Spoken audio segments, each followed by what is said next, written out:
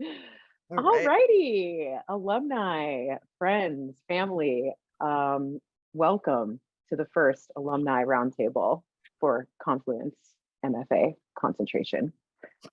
Um, I am Tara Long, your host and fellow alumni. And I just want to start with a little brief introduction for each of you, and then we can get into your presentations, and then we can ask some questions and just speak out if you feel anything you need to say. So who's down to start? I'm happy to start. Let's do it, Aubrey. Cool. Oh, hi. So I'm Aubrey Murdock. And I would say I'm an interdisciplinary practitioner. And that means a lot of different things. I'm an artist, an educator, a researcher. And when I say educator, I mean that in both like the most literal sense of the word, where I've been working as a professor for the past year and a half, and also like the most loose way you can imagine, where for the last 9 years, I've been working at a free people's school where we kind of pull apart and push at the seams of what it means to be, what a learning institution means, what it means to build your own, what it means to learn from each other and from your neighbors and from place. And that's the University of Orange in Orange, New Jersey. But, you know, with all these sort of disparate trails of interest I have going on, the thing that kind of ties most of my work and my sort of way that I move through the world together is a belief that no place is empty, or there's no such thing as nowhere. And a lot of that is grounded in my growing up in Wyoming and kind of being told, you know, from the outside, like, is there even anything there? And then seeing through lines between that and other places that get called nowhere or empty. You know, that could be neighborhoods that are gentrifying, that could be places where, you know, that are Superfund sites, or where there's proposed building of affordable housing or things like that. And we see the empty narrative tracked across history through terra nullius, the doctrine of discovery, manifest destiny, blight, redlining, urban renewal. And so it's interesting for me to sort of like track these trails and look at it through different disciplines, as art, as a researcher, as an educator, and as a person that lives in places like all the rest of us. And so to flip that sort of on the positive, it means that I think learning with place is a critical literacy. I think it always has been, but I think it's particularly important now. And I think it's pretty clear, Tara reminded me of this piece here, which is so annoying because you work forever and ever on a piece of art, and then you know, then you do something silly like this in like 5 minutes and you're like, crap, that was kind of at the heart of the thing. So those kind of like scary looking people on the left are my ancestors, and they were homesteaders in Wyoming. And I'm 4th generation from Wyoming on my mom's side of the family, and I love that place a lot. I've learned so much from that place. I feel really connected to it. And it's also really complicated. So, you know, when I say learning from place is important to me, I don't mean that place, I don't believe in sort of like a natural, untouched nature. I think in 2023, that doesn't exist anymore. But it doesn't mean that place isn't sacred and that it isn't an important partner in learning. So to me, this is like a reminder of how complicated place can be. It can be funny, it can be frustrating. But there's always something to learn with place. And in terms of my art practice, I think place offers a lot of really interesting, well, let me say this. I think, you know, I believe in sort of hybridized landscapes. So, you know, the technology and the languages and the sort of vernaculars we use to describe a place or to capture it or to communicate it or to represent it, these become really interesting cultural artifacts that as artists, we have like pretty free reign to mess with. And so this is, you know, something that I did as I was going through the field-based curriculum, was sort of using the language of landscape, which was very common in Wyoming, landscape painting, drawing. It's sort of this way of capturing the sort of manifest destiny ethos. But I wanted to use that language of landscape and capture the things that are also there that don't get captured. So the infrastructure of extraction on the left is like a coal exchange plant, and then on the right are oil and water tankers. And it's really interesting because these are very place specific in Wyoming, where they're drawn from, the sources, but actually these are kind of infrastructure that you'll see in places all across the world that are called nowheres. So, you know, you would see this in sort of Cancer Alley in Louisiana. You would see this driving through Wyoming or Texas. And so this was a piece I ended up doing in my thesis, that each of these canvases are 4 feet by 4 feet. So playing with that sort of like grandeur of a landscape, but using the capturing, this is a sulfuric acid production unit, and these are often built alongside oil refineries. Sulfuric acid is like a chemical compound that's used in all of these industrial uses. And so kind of mirroring like a place specificity and then pushing that together with something that can be ubiquitous to these places that are thought of as elsewheres. Oh, this is now where I'm going to jump to video. Sorry. And also, Tara, I'm so sorry. I feel like my timing's real off. You're doing great. We actually have a lot more time. We were going to have 6 and now we have 3. So awesome. Take your time, everyone. And so, you know, a part of my background, my undergrad was in film and video with a concentration in editing. And for a very long time, I used that very literally. But being in an MFA allowed me to sort of find the poetics of montage. And I got really into sort of ripping and scraping archival industrial media and entering it back into a feedback loop of place and seeing kind of like what could happen when we do this. So I'm just going to run through like a couple quick ones. And let's do this full screen. Cool. All right, so this one is, you know, I found an archival video about development in New Jersey and industry in New Jersey. I currently live in New Jersey. And so I superimposed this video in a part of my backyard, but also with video of me digging up. I found this weird oil globule in my backyard. And so also me digging it up and pulling it apart and sort of pairing it with this imaginary of like the new tabula rasa of this industrial landscape.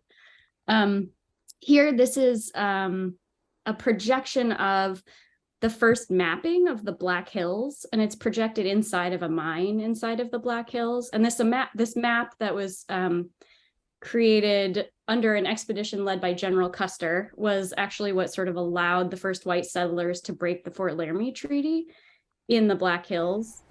This one, hello, there I am. Is a projection in my basement of a video from a company that made leaded gasoline, and they sort of did all these industrial videos. I'm just going to pause this for a second. Did all these industrial videos describing their refining process. So this was projected in my basement, and in front of it, I'm taking a bucket bath with different materials that are all originally based in oil products. And so this is kind of like me creating this feedback loop, both with my body and my history of all these things that are related to the oil industry.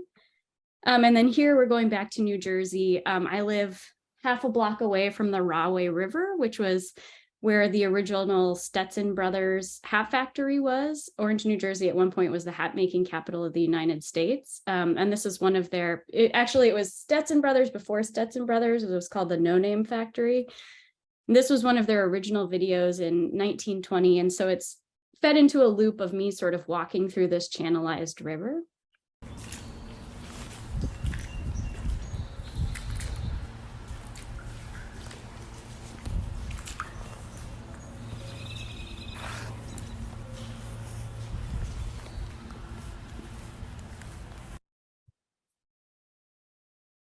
And then we're jumping back here.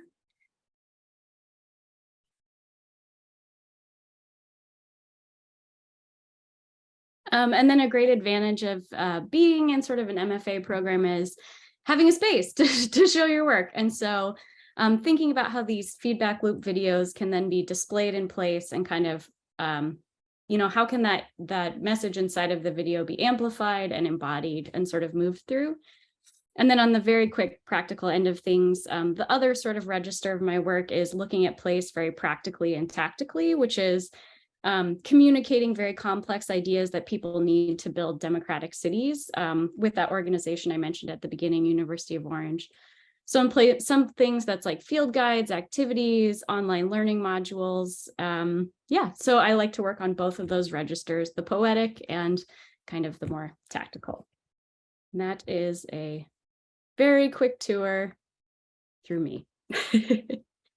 And then Tara, do you want us to answer the questions about the concentration?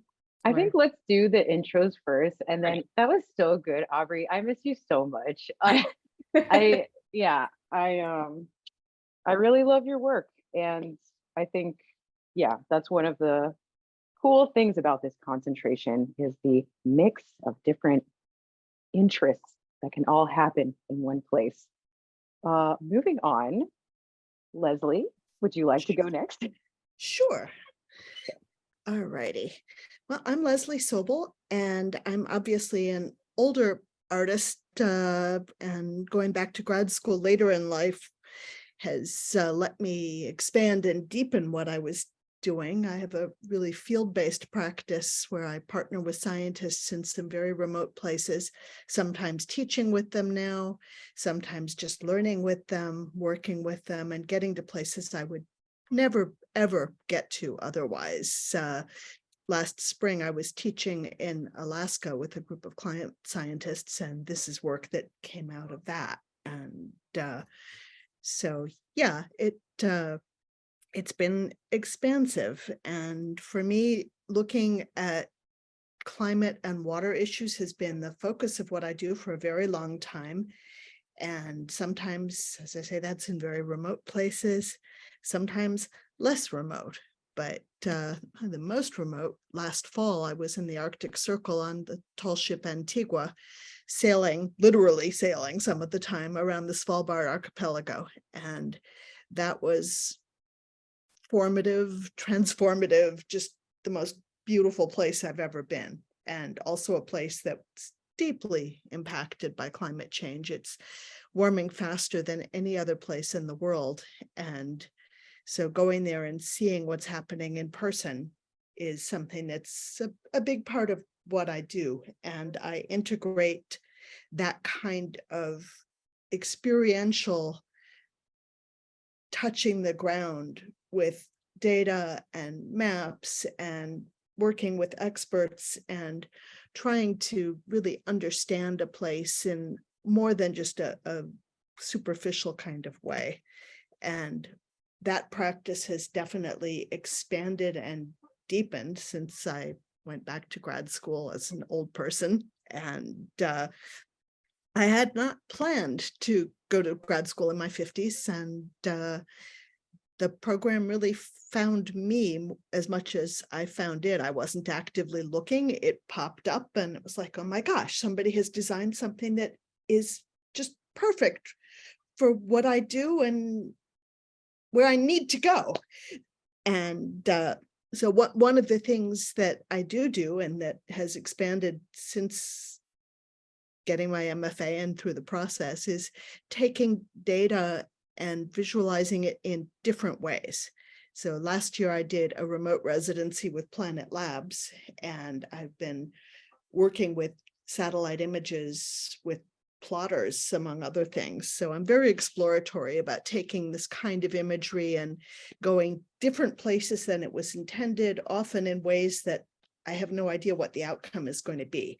This was really a stick a pen in a plotter cutter, which was a tool that I had never messed with until Marissa Williamson urged me to explore one in a class. And that's turned out to be quite transformative in a bunch of ways. So exposure to different media that I probably wouldn't have stumbled my way into has been a nice side byproduct.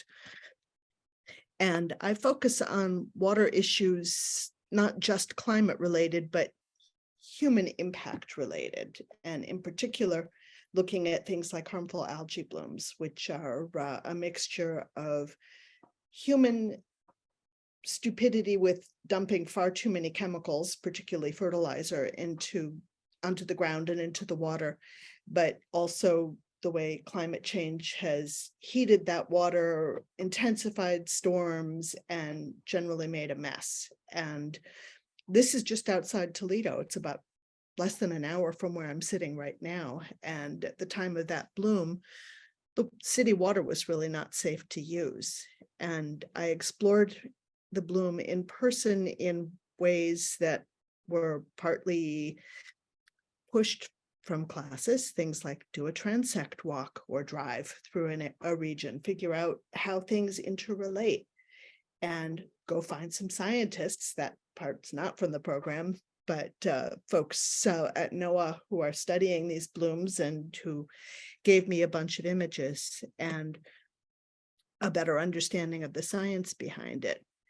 Looking at blooms, also working with Planet Labs again, and with my own water samples, I've taken photomicrographs and converted them into stencils. So when you look at a painting like this, you're seeing photomicroscopy blown up, obviously way out of scale since this is overlaid on a satellite image, but differing scales sometimes give you different comprehension of an issue. And that's something that I've done for decades, but the tools and the approaches that I'm using to do that have deepened and changed over the years. And I was surprised and delighted really by the intensity of the relationships that came out of this concentration. This is my cohort at our MFA weekend, and we graduated in the midst of COVID, so playing with hazmat and isolation stuff obviously seemed extremely germane, particularly since we ended up with a graduation that nobody could attend because of COVID. But those relationships with all of you and cohort members who aren't here today continue to be deep and emotional and artistically rewarding. And one of the things about doing a residency program like this that is both a positive and a challenge is the fact that it's low res and you're dropping in and out of your normal life. So on the one hand, that's fabulous because it's so immersive and it's so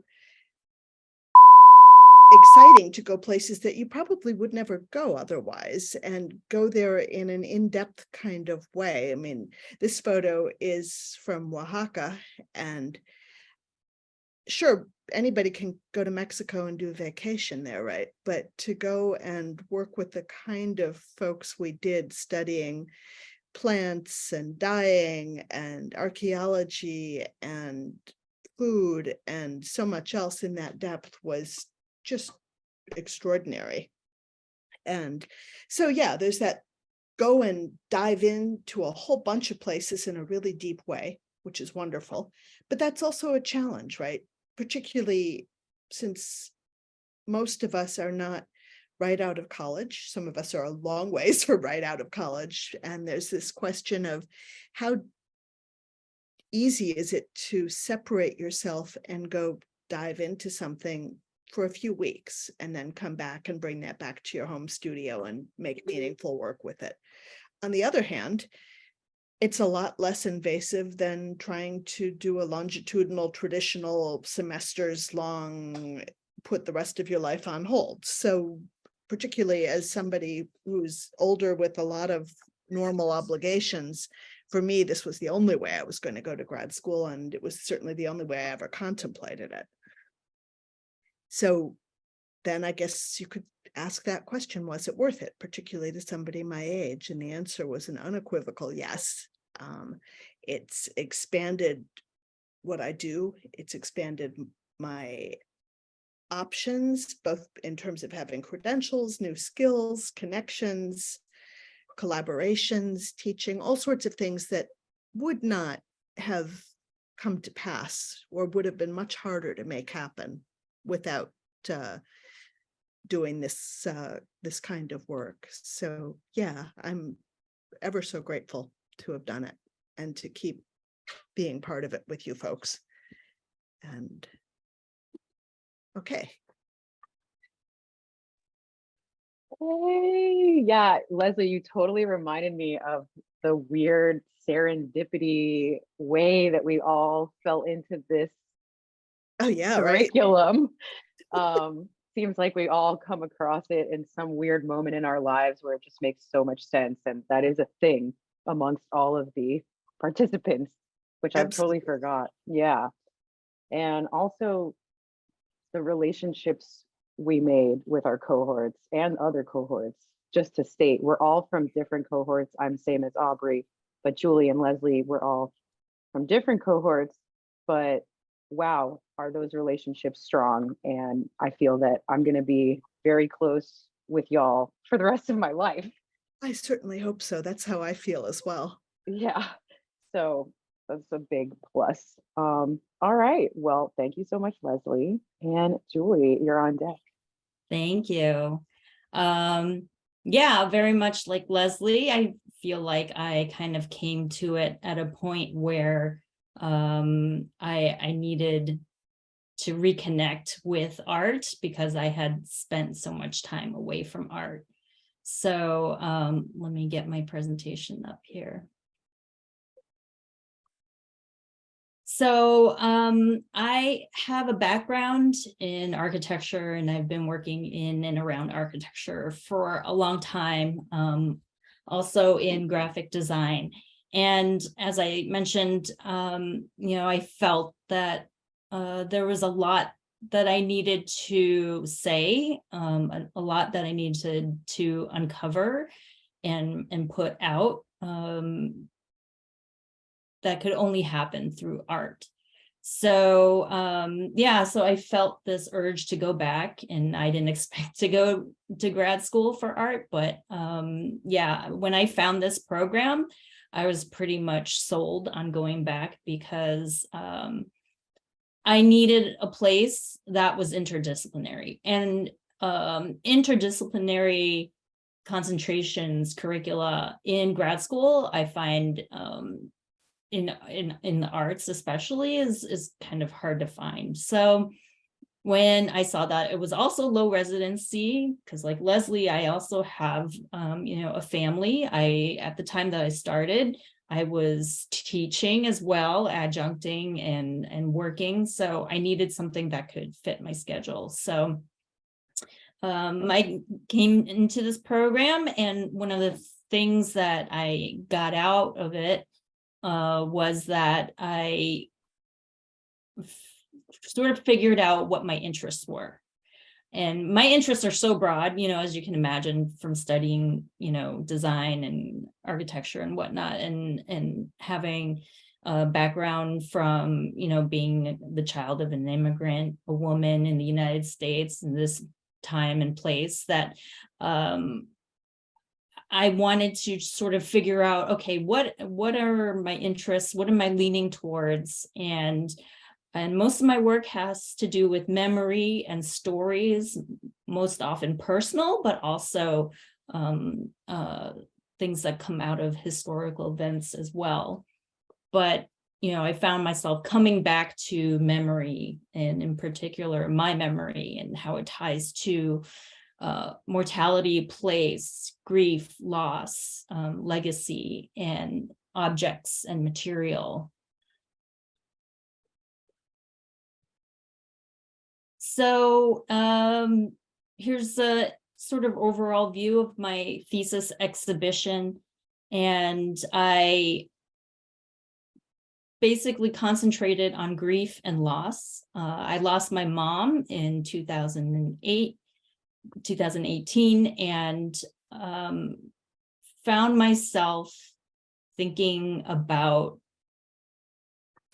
her, thinking about what it meant to have been her, thinking about what it means that she's gone now, what she's left behind for me. And And that's one of the reasons why I wanted to go to grad school, was like I felt like I had a lot to express and say about this event that happened to me. So so then a couple years later, that is when I decided to go to grad school. But a lot of my work has to do with what is left behind and what sort of memories are tied to objects, and what objects say about what we remember. So objects including my mother's clothing that she used to wear herself, that I was left with after she passed, what was left of her body, which includes her cremains, her ashes, and how I use them, connect with them physically and use them to make these representations of her phases of her life. So I made these masks for this head, which then eventually evolved into this sort of installation slash costume. And in that, sort of embodying what it must have been like for her to be all those people and to be disconnecting from this living world and transitioning beyond, and thinking about what that experience must be like. So being able to do that in performance. And also, after graduation, what has that led to? And this particular project stemmed from my thesis exhibition, one of my projects in there, and it's sort of an alternative iteration of this piece where I use both my mother's voice, which you can hear when you pick up the phone, and also how it's tied to then my mother's body. So I have a jar of her ashes that is displayed alongside with the phone. So picking it up, you would hear, so thinking about it in not just the visual sense, but also the auditory. So it's, a multi-sense experience that you can hear my mother's voice basically leaving me a voicemail that that I've kind of kept and cherished throughout the years. And it so happens to be a voicemail she left me on my birthday. So a reminder of how she gave me life, gave me the start of my own body, and that sort of cycle. And this piece is actually currently on view in Rochester, where I live now, at the Rochester Contemporary Art Center in the member show. And I'm honored to have the Yards Award this year for this piece. And I feel like I should also mention like other opportunities that this concentration was able to give me, which is being able to work with Mary Mattingly.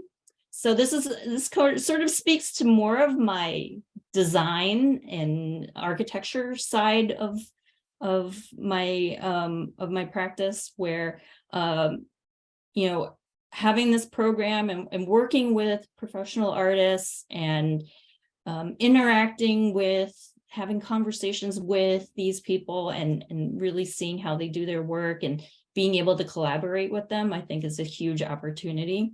And having Mary and having worked with her and being my thesis advisor, et cetera, that, she trusted me and my abilities and asked me to help her with this project. So I helped her build the structure for this gallery that she conceptualized, which was part of also the River Lab course that is part of the curriculum.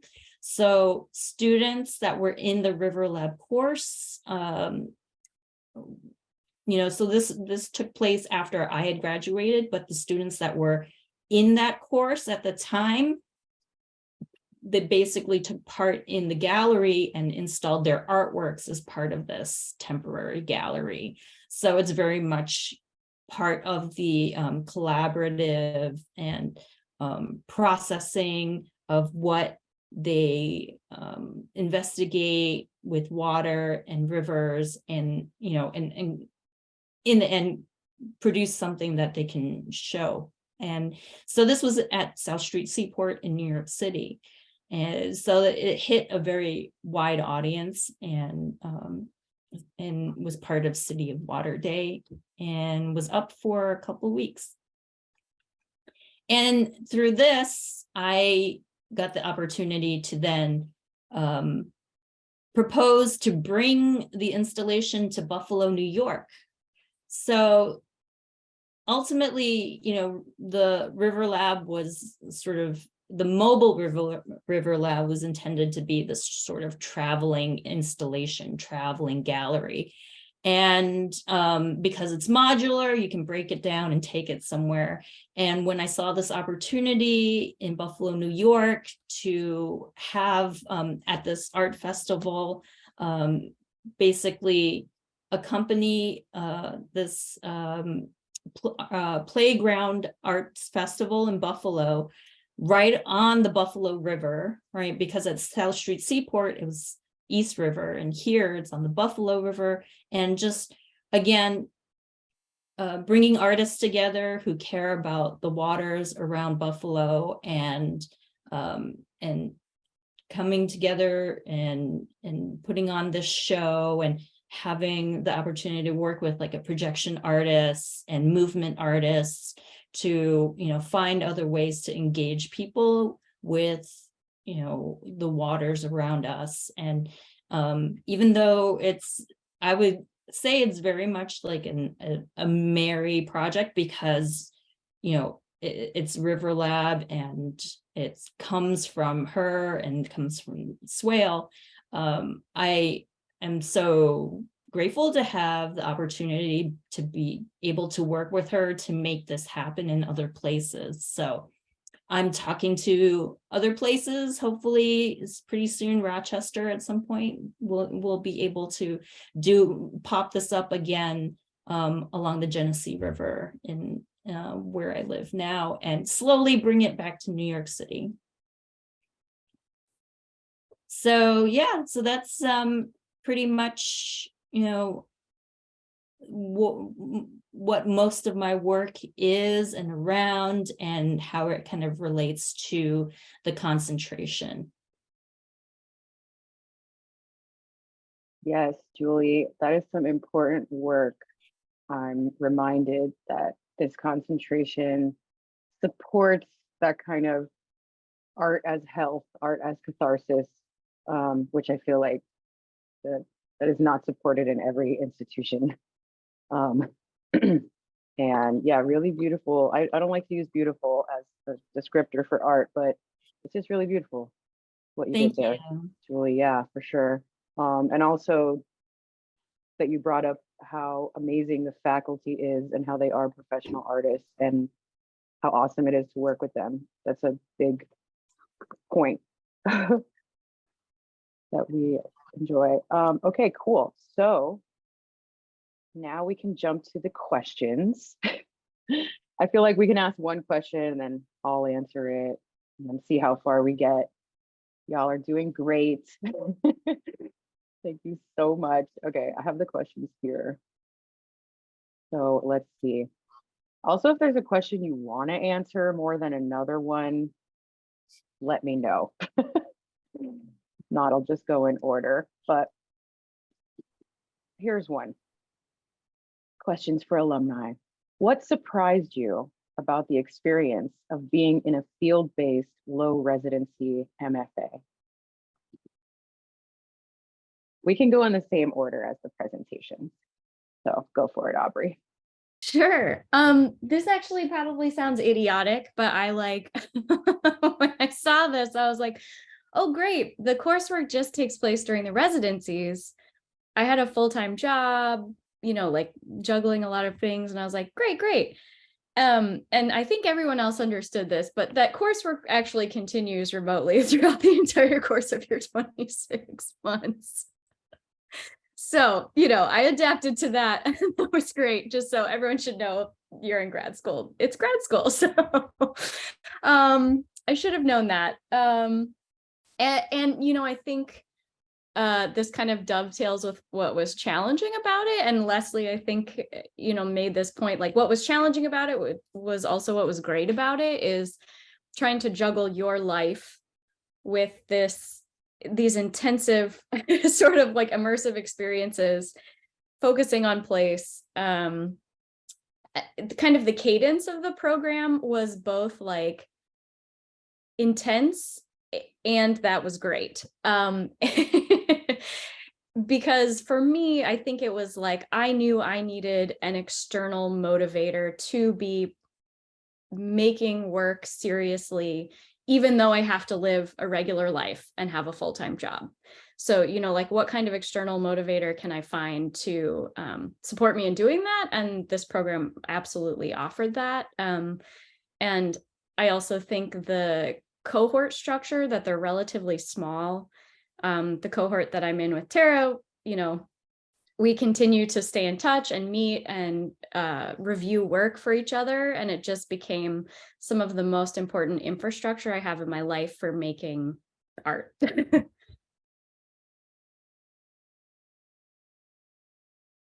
Absolutely. Leslie? I can't say it better than what Aubrey just did. It just, that it certainly that point about it is grad school. It's immersive and intensive, even when you're not on a residency.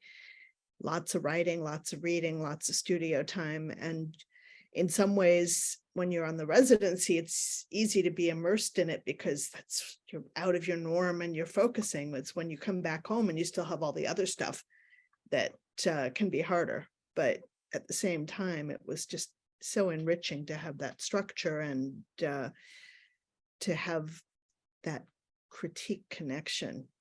And yeah, my cohort has an ongoing WhatsApp chat that hasn't stopped yet and probably never will. And those of us who can physically get together definitely do. And boy, that's been an amazing thing to have that kind of deep connection with a group of other amazing artists. Yeah, it definitely teaches you how to make space for yourself in your own life, which is something that I think a lot of people struggle with. Yeah. Julie?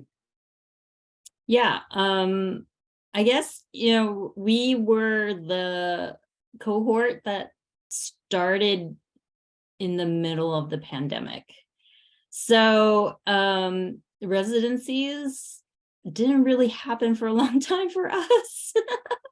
And it was really amazing that for us, how we did everything on Zoom and remote and whatnot, that we still managed to be very connected.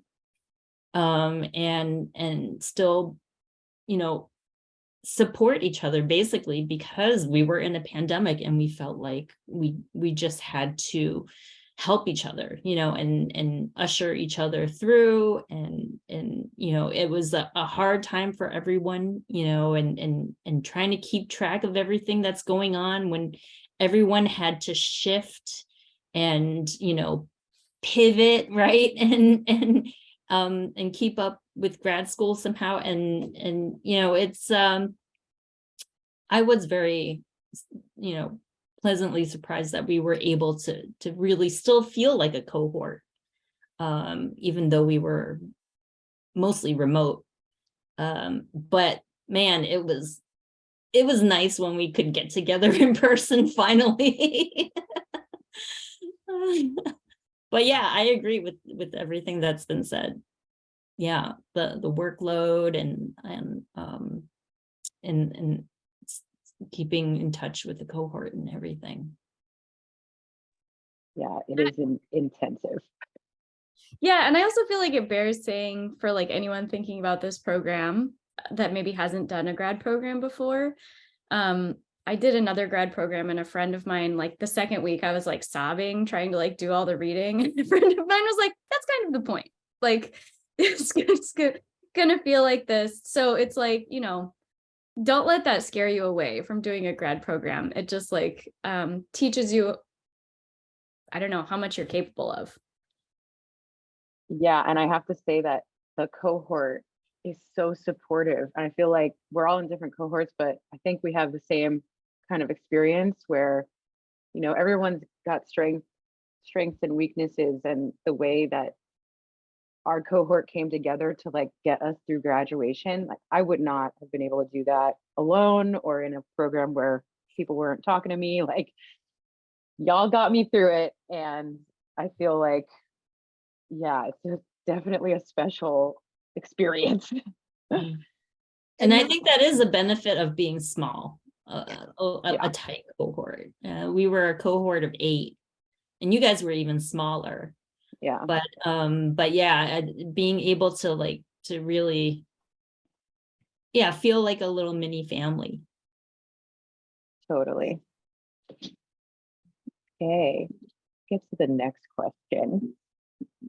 Y'all are doing great. This is actually really good and going very smoothly. I'm just really pleased. Okay.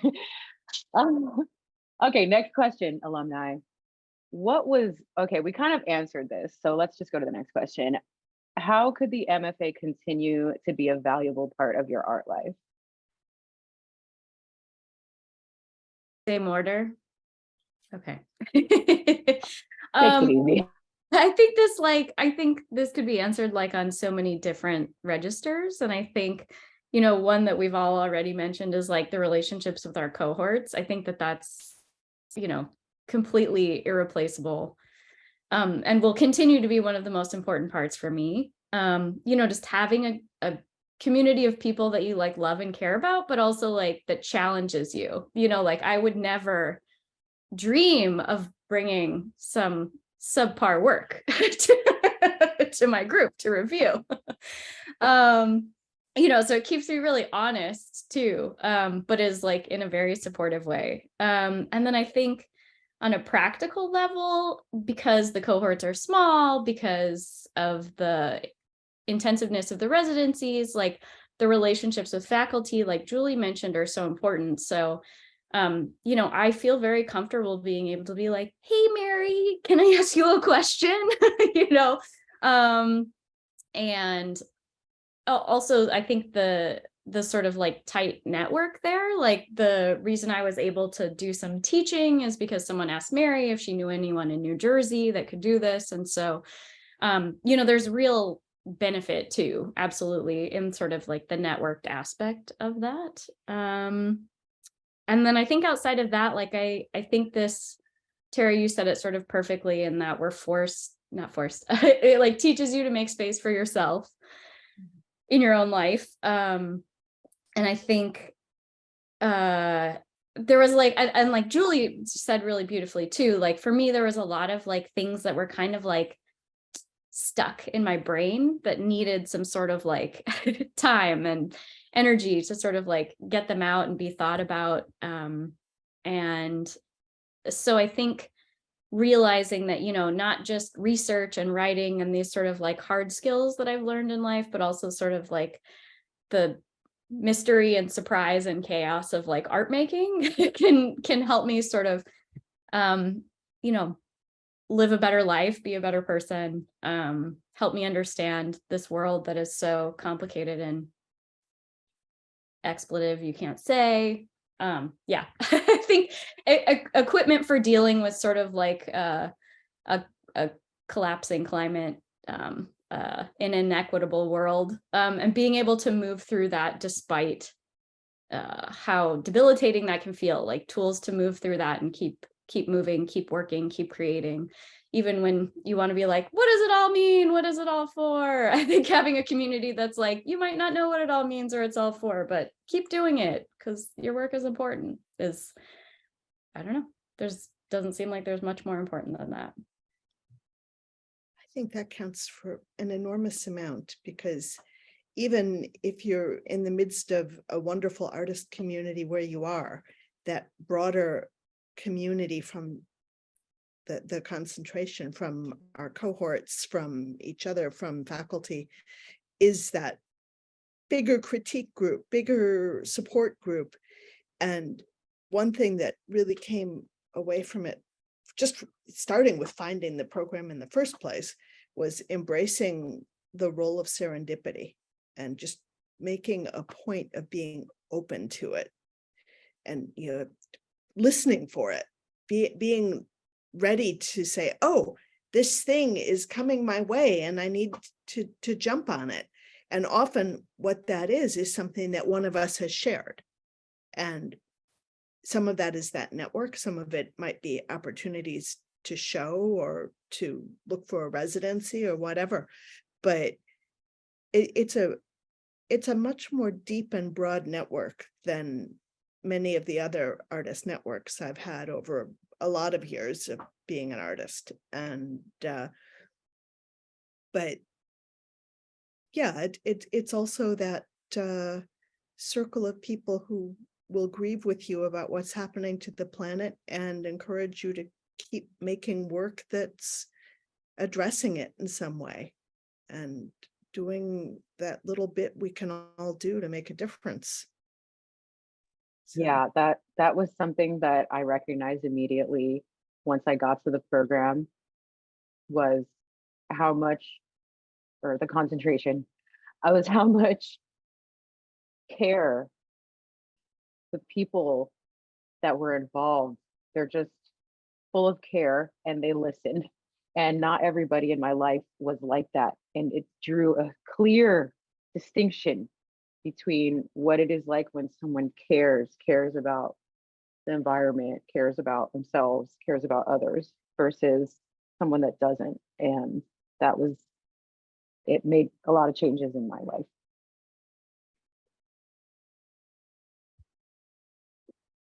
I guess for me, so in addition to community, I'd say what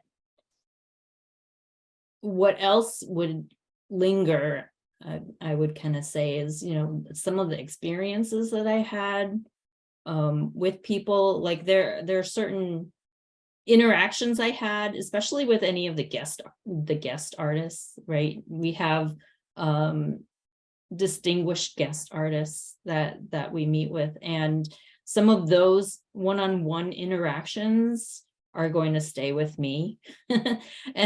In particular, when, you know, I was told by one artist that, you know, I'm coming from a design perspective, which is all about, you know, pleasing somebody or communicating to somebody.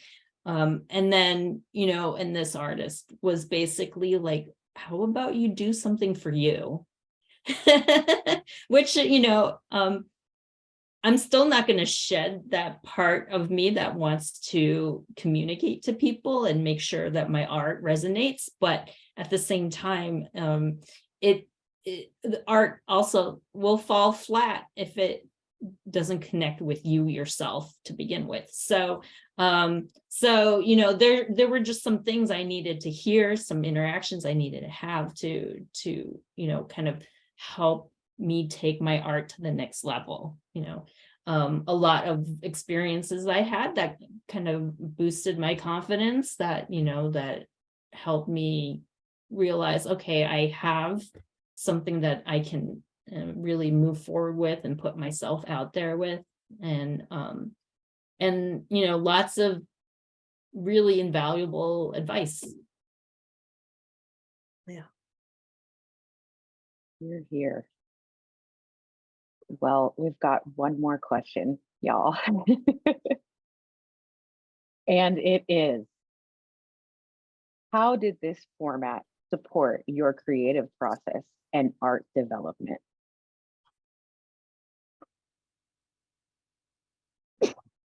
Leslie. Go ahead. I think in a general way, that's been like addressed in what I've said and what everyone said before. I think in terms of specifics, there were some really clear specific tools and ideas that I think will stay with me for a long time. Leslie mentioned the Transect Walk, which we did in Miami with artist Laurencia Strauss. And it's just like, as an artist, you know, in my other life as an urbanist, like that concept and the way that they kind of use that, I don't know, just like both creatively and ecologically, it was just like such an important tool, I think.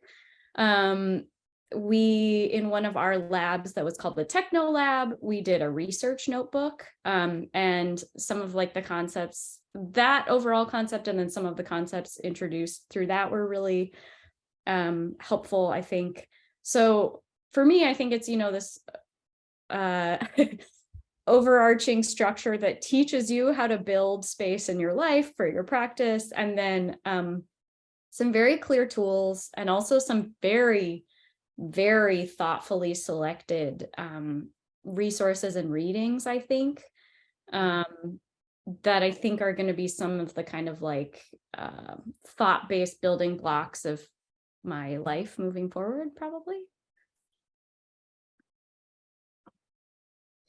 Yeah, and my practice has been very map and satellite imaging based for a long time, but tools like the transect walk and some of the technical tools we used, and definitely the readings, helped me expand what I do with those maps and how I move through those maps on the ground, and just enriched and expanded it a lot.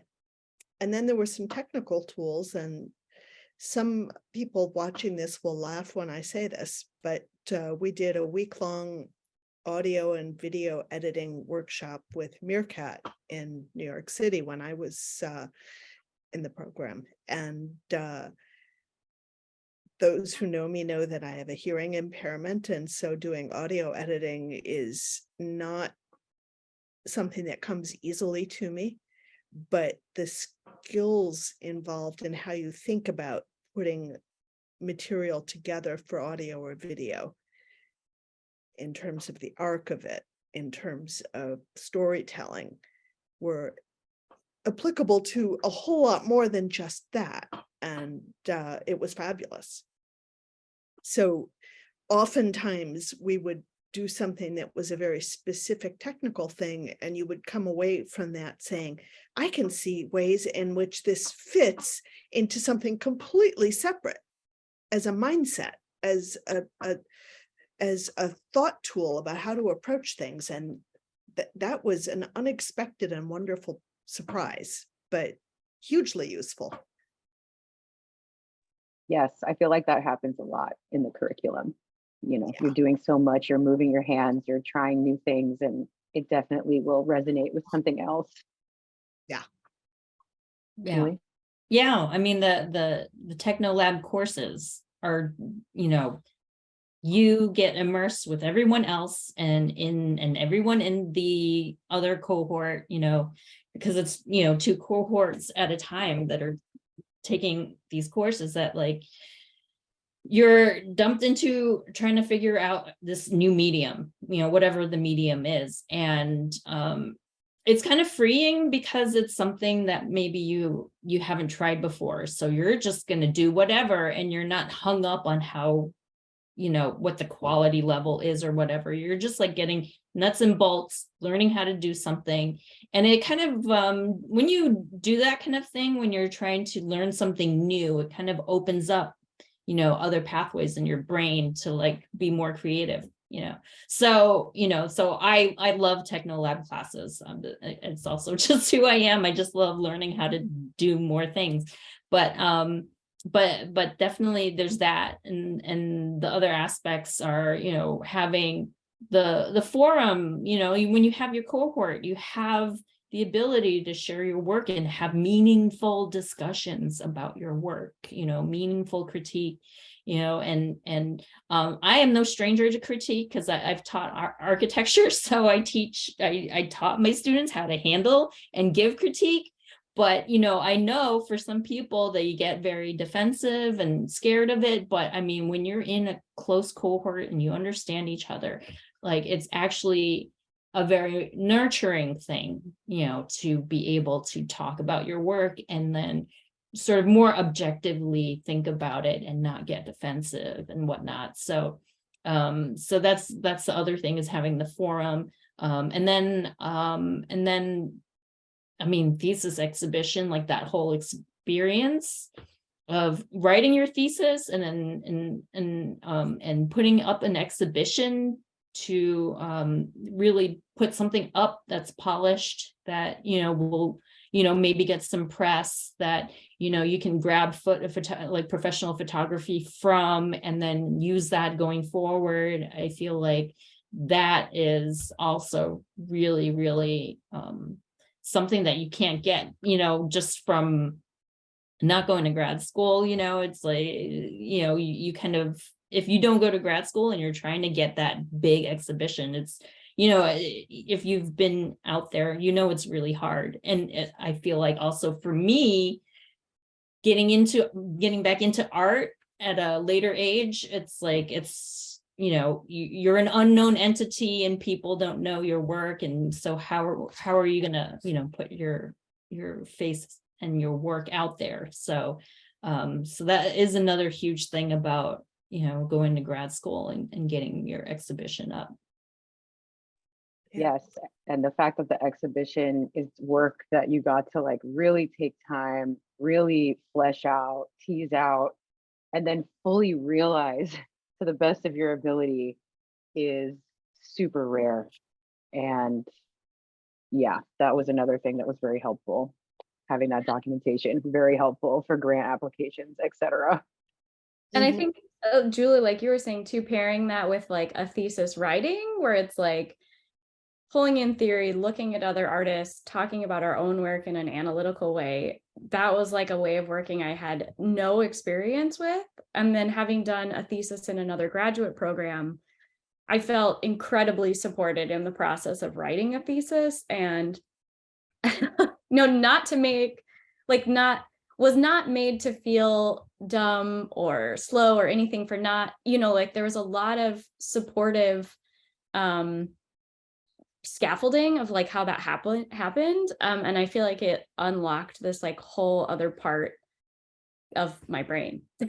Yeah, totally. Yeah, me too. I've never worked so hard in my life. I'm not gonna lie. It was intense, but it feels so good to accomplish it. Yeah. Well, this has just been a joy to talk to you all. I feel like we did our job. We answered the questions. Now I just want to hang out and chat. I think there's one participant. I don't know if Nuri, if you have a question. Do you have a question? Please let us know. Are you interested in jumping into Confluence? Hey, Hi. You guys are amazing. Thank you so much for sharing. I feel so blessed and honored to be the one and only participant that gets to have this FaceTime. It's really funny. It's really funny because I literally was like, I want a master's program that cares about me, that cares about people that are aging in their careers. Like I literally like set out what I wanted. So this is for me. Like this is just for me. So thank you. That's it. The serendipity is doing its work. No, Where are you based? Right now I'm in Miami. I've lived in LA and I've lived in the Midwest, but I'm in Miami since 2020. The pandemic brought me back here. And yeah, so I've been seeing Tara's work for a while now, and I really love and respect what Tara's been producing. And I just like I said, I've been looking for something and I saw this and I was like, let me just pop on. I didn't know if I could even ask any questions, but I'm a classically trained musician. So nice. It's really just un my brain from that whole yeah, I can structure. imagine. Yeah. That's kind of where I'm coming from with it. But I'm also like a yoga teacher and a Pilates teacher. So like my body is very much my instrument. And so my main question is like, how does performance kind of play into the program? It's really my number one question. That's a really great question. I don't know about previous cohorts, but I know at least for me, as someone who does movement, it's not like movement is the core of what I do. It's more like it's one of the mediums I choose for what I do. And I know for me, it's something that I feel like is new territory in a sense, but I feel like at UNM, it could really blow up to be something bigger. So I think it's got a huge potential. And I know for me, again, having that close cohort that observes and critiques and gives feedback, and then having that network that even if they don't necessarily, know how to approach your specific media, they know somebody who does, and they can connect you, having that network is like really, really huge. And I know you might be interested in talking to someone who is in the current cohort, because they also do movement. So in terms of music, actually there's one guy in my cohort that would sometimes make songs or create songs that would accompany his visual art or his videos and whatnot. So yeah, I mean, he would present songs from time to time as well. Yeah, and I know that at UNM, they're very supportive of mixing disciplines. So like, right. Yeah, if there's like the music world and the performance world and the science world, and I feel like they're very into people collaborating. And yeah, again, like with the comfort of your cohort, I feel like everyone in my cohort ended up doing performance stuff, even though like no one came from that. Like I was probably the least performative, even though that's kind of my background. So yeah, I just feel like it's super open and supportive of whatever you want to experiment with and try. Yeah, 3 of the 5 in my cohort, including myself, did some degree of performance. It's a really small part of what I do, but they all dove in to help me do things and participate in it. Sto Len, who has had and has a big component of his practice is performance still, and he's based in New York City, and that was a mix of music and sound and other things and installation. And yeah, so we all just explored different aspects of it together with people of varying degrees of expertise and background. And I would say too, like the curriculum is very generally, like I think a very embodied curriculum and very experiential. And so in that way, I think it's like even people without any background in performance, I think are really like building that literacy through experience. Even in these classes, like we did like textile dyeing, and so some people that have never worked in textiles, them like scheming the wool were like it's like really terrible, like weird experience. And I think being able to like work in teams and figure that out and like seeing where different people's resistance points are, I think actually is like very applicable to performance as a medium, which is why I think so many people kind of dip a toe into it, I would say. Yeah. But also, oh, go ahead, Julie. Oh, well, I was just going to say, because it's a small cohort, they're very aware of, who the individuals are that are in the concentration. So they, will sometimes, tailor some things, and they'll have that in the back of their mind when they're picking certain artists for you to meet with and such. Yeah, for sure. I would also say this is a great program for unfucking your mind. I think like Julie was saying about design, like I come from a design background or like a commercial film background. And yeah, I think there was like a real constant reminder to like get weird for a little while. Don't worry, you don't have to explain it at all. So exactly. Well, thank you all so much for responding. That sounds fascinating. I've definitely got some research to do on my end, but yeah, that's so good to hear. I'm definitely way more curious about getting into it. Is the deadline the 15th of this month? Yep. Okay. I can help you if you want, Mary. Deadline for financial aid. Yes, apply for Yeah. financial aid. You'll probably be able to apply later, but in terms of getting the most aid, you've got to apply by then. Yeah, Gotcha. Okay. Yeah. Yeah, you got this. you got this. If you want any help.